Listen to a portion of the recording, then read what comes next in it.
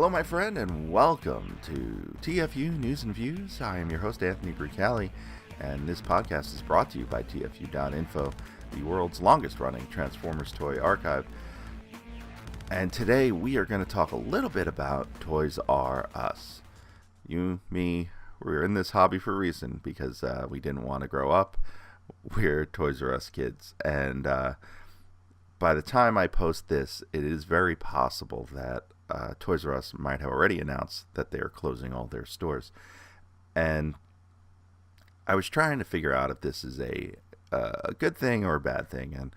And to me, as a consumer, as a collector, I feel like it's actually a good thing. You know, since the last time Toys R Us had financial troubles back in the early 2000s, they really changed their model in terms of their store, in terms of their pricing. Some stores that I frequented actually closed, and I know that happened to a lot of people as they got bought out in 2005 by Bain Capital. Since that buyout, the store hasn't been very good. It's been a good place to go if you missed out on something, because it seems like they were always behind on their stock and on having the newest stuff out, and their prices were never good enough to keep up with the Walmarts, the Targets, and the Amazons of the world. And I say that as someone who lives in New York, in an area where there are very, very few Walmarts, and with Amazon being the giant that it is and doing the volume it does, being able just to buy online, despite the thrill of the hunt, I think that gets a little bit too much credit at times. Being able to buy online and have it shipped to me in 2 days, and know that I've picked up the thing, whatever it may be, that I wanted, puts Toys R Us at a huge disadvantage as far as being a retailer. And this is a problem for all of retail, I think. There has to be a reason for me, for you as a shopper, to not just get out of the house. I think that's just kind of a short-sighted statement, but to get into a store and engage with the store, there has to be more of an experience there. It's just like going to the movies. The reason why there are very few indie-style films that you would see in the 90s, the reason why there are very few romantic comedies out, the reason why there are very few just comedies in movie theaters these days, is because people need a reason to go to the movie theater that is better than them sitting at home. That's why you're seeing, the leather seats in movie theaters, and the table service and alcohol and all those sorts of things.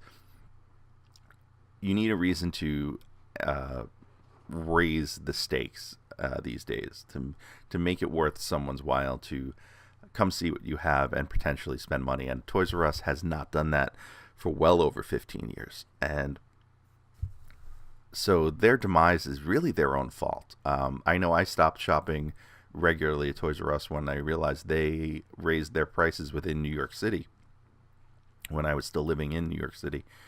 And not just in Manhattan, but anywhere within New York City limits. So any of the 5 boroughs, Queens, Staten Island, the Bronx, Brooklyn, they were charging Manhattan prices no matter how far from Manhattan you were, as long as you were within New York City limits. So for me to go to Toys R Us, sometimes I would drive out to Long Island just because it would be cheaper and there would be a couple more Toys R Us's to hit up. But anyway, now some people worry this is going to be bad for the toy industry, and in some senses it is. According to the reports I've read online, it's about 10% of Hasbro's sales. So let's say that follows the law of averages. That's 10% of Transformers sales.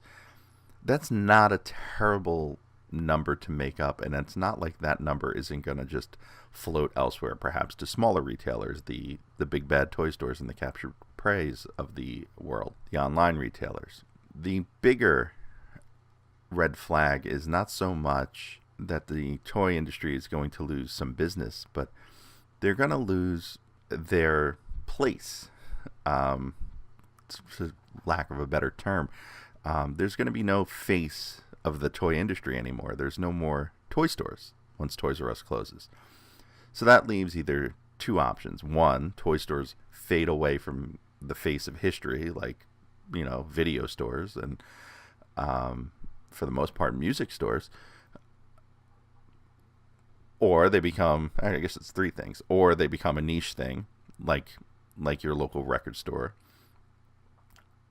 Or the last thing is maybe, and it might take some time, maybe someone else steps into this space, another company, maybe even buys the Toys R Us name and relaunches the brand. It's certainly not unheard of, and there's certainly going to be a lot of retail real estate left open once Toys R Us closes. So it's going to be interesting to see what fills in those gaps.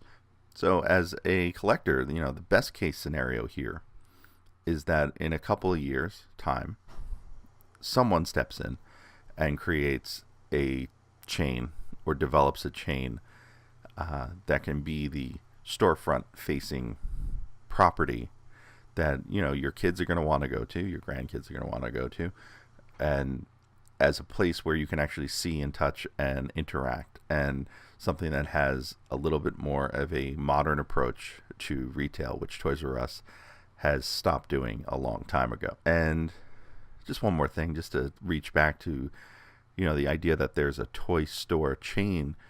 When I was growing up, there were multiple. There was KB, there was Toys R Us, there was Child World. There were a couple of smaller ones, and if you ever check out the Roboplastic Apocalypse website, Crazy Steve has ads from a lot of those places, and a lot of those places, were regional or national chains, and I think we're going to see the rise of those once again at some point.